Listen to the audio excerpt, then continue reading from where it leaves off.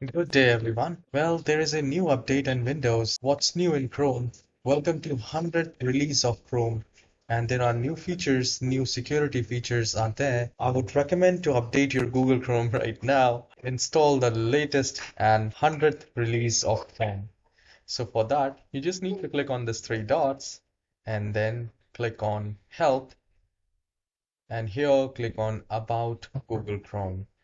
Now, the moment you do it, it will start updating your Google Chrome, and if it's already updated, it will show you that Chrome is up to date.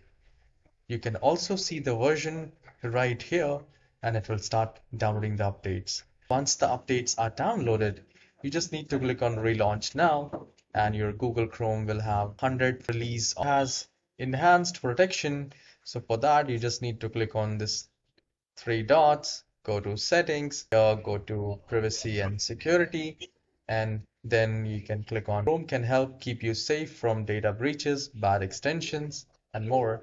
So once you click on check now, it will start checking things that Chrome is up to date, password, safe browsing, extension, device software.